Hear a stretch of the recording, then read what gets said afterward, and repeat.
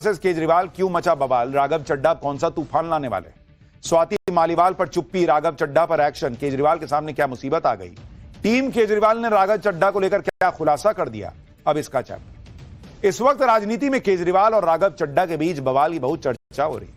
राघव चड्ढा केजरीवाल की टीम का प्रमुख चेहरा रहे हैं, लेकिन सीन ऐसा पलट गया कि अब राघव चड्ढा पर केजरीवाल की टीम धड़ाधड़ अटैक कर रही है। ऐसा बवाल मचा कि राघव चड्ढा को केजरीवाल ने किनारे लगा दिया। आम आदमी पार्टी ने कल राघव चड्ढा को राज्यसभा में डिप्टी लीडर के पद से हटा दिया। संसद में उनको बोलने के लिए समय नहीं देने के लिए कह दिया कि इसको मत बोलने देना। आज जब राघव चड्ढा बोले तो आम आदमी पार्टी में तूफान आ गया। केजरीवाल एंड टीम एक साथ राघव चड्ढा पर टूट पड़ी। जिस बात को कल तक छिपाया जा रहा था, आज एक सुर में राघव चड्ढा पर आरोप लगाए, लेकिन अभी भी यह साफ नहीं हो पाया कि राघव चड्ढा पर एक्शन आखिर हुआ क्यों। सवाल उठ रहे हैं कि क्या अरविंद केजरीवाल से बनी दूरी राघव चड्ढा को भारी पड़ गई? क्या संसद में आम जनता के मुद्दे उठाना राघव चड्ढा को भारी पड़ गया? क्या राघव चड्ढा को उनकी बढ़ती लोकप्रियता भारी पड़ गई?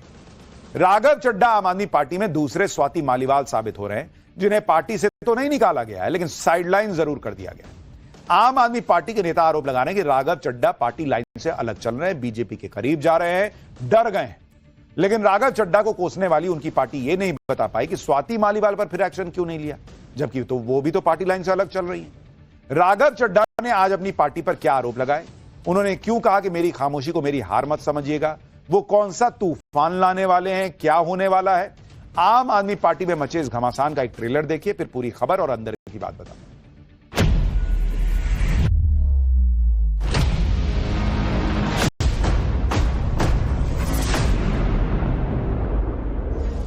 मेरी खामोशी को मेरी हार मत समझ लेना, मैं वो दरिया हूं जो वक्त आने पर सैलाब बनता है। जो डर गया समझो मर गया। विपक्ष के इतने नेता डर गए और कूद के बीजेपी में चले गए, शायद अगला नंबर हो सकता है राघव जी का। अब ये चोरों के गैंग में माल के बंटवारे की आपस की लड़ाई शुरू हो चुकी है।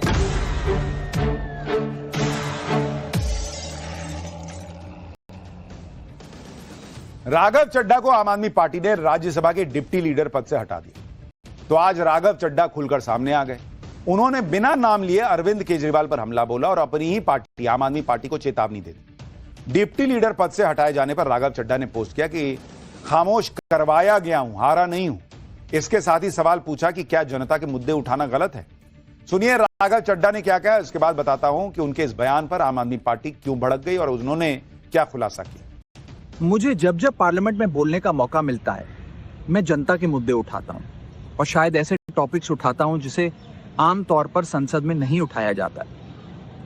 लेकिन क्या जनता के मुद्दे उठाना, पब्लिक इश्यूज पे बात करना कोई अपराध है? क्या मैंने कोई गुनाह कर दिया, कोई गलती कर दी? Have I done something wrong? ये सवाल आज मैं इसलिए पूछ रहा हूं क्योंकि आम आदमी पार्टी ने राज्यसभा सेक्रेटेरिएट को ये कहा है कि राघव चड्ढा के पार्लियामेंट में बोलने पर रोक लगा दी जाए। राज्यसभा में आम आदमी पार्टी के 10 सांसद हैं, जिनमें राघव चड्ढा की छवि बिल्कुल अलग है। वो संसद से लेकर सोशल मीडिया तक छाए रहते हैं, लेकिन पिछले कुछ अरसे से ऐसा हो रहा था कि अक्सर राघव चड्ढा पार्टी के मुद्दे पर उस तरह से खुलकर नहीं बोल रहे थे जैसे दूसरे नेता बोलते हैं। भाई आपको तो पार्टी ने भेजा ना, तो पार्टी की बात तो बोलिएगा ना। कम से कम आप पब्लिक का मुद्दा उठा रहे हैं, अच्छी बात है, लेकिन पार्टी ने आपको अपनी आवाज उठाने के लिए भी तो भेजा है। यही बात आम आदमी पार्टी को खटक रही थी। अभी तक तो कोई खोलकर कुछ नहीं बोल रहा था, लेकिन अब राघव चड्ढा भी खुलकर बोल रहे हैं, उधर से केजरीवाल की टीम भी खुल के बोल रही है। आज जब राघव चड्ढा ने आरोपों का पुलिंदा खोला तो आम आदमी पार्टी के नेता भी खुलकर बोलने लगे। सुनिए सौरभ भारद्वाज ने क्या कहा। राघव भाई, अभी आपका वीडियो देखा, हम सब लोग अरविंद केजरीवाल जी के सिपाही हैं और हमने तो एक ही बात सीखी थी, जो डर गया समझो मर गया। हम सबको तो लोगों के मुद्दे उठाने थे, सरकार की आंख में आंख डाल के। पिछले कई अरसे से मैंने देखा आपने कोई भी मुद्दा सदन में नहीं उठाया जिसमें आपने प्रधानमंत्री या भारतीय जनता पार्टी की सरकार से प्रश्न किया हो। ऐसे डर की राजनीति कैसे चलेगी? यानी आम आदमी पार्टी कह रही है कि राघव चड्ढा वहां पर मौजूद हैं राज्यसभा में आम आदमी पार्टी के सांसद के तौर पर, लेकिन वो मोदी सरकार से कुछ पूछते ही नहीं, पार्टी लाइन पर चलते ही नहीं। पार्टी कहती है कि भाई सीईसी के खिलाफ प्रस्ताव लाना है, साइन करो, साइन नहीं करते। पूरा विपक्ष बहिष्कार करता है, वो बहिष्कार में शामिल नहीं होते। तो पार्टी कह रही है, तो आपको भेजा किस बात के लिए? एक वक्त था जब राघव चड्ढा को अरविंद केजरीवाल का सबसे करीबी और भरोसेमंद लोगों में गिना जाता था। आखिर अब ऐसा क्या हो गया कि दोनों के बीच दूरी बन गई? फिलहाल अरविंद केजरीवाल इस पर खामोश हैं, लेकिन उनके बाकी नेता राघव चड्ढा पर वैसे ही हमलावर है जैसे स्वाति मालीवाल के साथ हुआ था। आम आदमी पार्टी के नेता अब राघव चड्ढा पर आरोप लगा रहे हैं कि वो बीजेपी के करीब हो जाते जा रहे हैं। आम आदमी पार्टी के नेताओं ने कहा है कि राघव चड्ढा प्रधानमंत्री नरेंद्र मोदी से डरते हैं। राघव चड्ढा बीजेपी के खिलाफ कुछ नहीं बोलते। राघव चड्ढा संसद में पार्टी के मुद्दे नहीं उठाते, सॉफ्ट पीआर वाले मुद्दे उठाते हैं, असली मुद्दे नहीं उठाते। बोलने के लिए मिलने वाले समय में समोसे सस्ते कराने लग जाते हैं। गुजरात में सैकड़ों कार्यकर्ता गिरफ्तार हुए, लेकिन सदन में कुछ नहीं बोले। मुख्य चुनाव आयुक्त के खिलाफ प्रस्ताव लाया गया तो साइन नहीं किया। पार्टी ने सदन से वॉकआउट किया तो वो पीएम मोदी की हाजिरी लगाने के लिए बैठे रहे। अरविंद केजरीवाल की गिरफ्तारी के समय देश छोड़कर चले गए। दिल्ली की पूर्व मुख्यमंत्री आतिशी ने तो आरोप लगा दिया कि राघव चड्ढा जल्दी ही बीजेपी ज्वाइन कर सकते हैं। आज राघव जी बीजेपी पे सवाल उठाने से डर रहे हैं, मोदी जी के खिलाफ आवाज उठाने से डर रहे हैं। और शायद आज ऐसा लगता है कि 2 साल पहले जब अरविंद केजरीवाल जी की गिरफ्तारी हुई थी तो उन्होंने जिस प्रकार से कहा था कि मेरी आंखों का ऑपरेशन है, इस वजह से मैं भारत से बाहर हूं, शायद तब भी वो मोदी जी से डर गए थे। मुझे ऐसा लगता है कि शायद जिस तरह से विपक्ष के इतने नेता डर गए और कूद के बीजेपी में चले गए, शायद अगला नंबर हो सकता है राघव जी का। हालांकि खाली आम आदमी पार्टी में ही भूकंप नहीं आ रखा है। अभी बोलते बोलते यहां स्टूडियो की लाइटें हिल रही, लग रहा भूकंप आया है। अभी थोड़ी देर में कंफर्म करेंगे। पूरी पार्टी राघव चड्ढा पर हमलावर है। आरोपों की पूरी लिस्ट बना ली है, पार्टी विरोधी काम करने तक के आरोप लगा दिए। लेकिन राघव चड्ढा अलग लेवल पर है, उनके दिमाग में कुछ अलग ही चल रहा है। आज उन्होंने अपनी पार्टी के नेताओं को चेतावनी दे दी कि अपने अगले कदम के बारे में हिंट भी दे दिया। सुनिए एक बार। लोगों ने आज पार्लियामेंट में मेरे बोलने का अधिकार मुझसे छीन लिया, मुझे खामोश कर दिया। मैं उन्हें भी कुछ कहना चाहता हूं। मेरी खामोशी को मेरी हार मत समझ लेना। मेरी खामोशी को मेरी हार मत समझ लेना। मैं वो दरिया हूं जो वक्त आने पर सैलाब बनता है।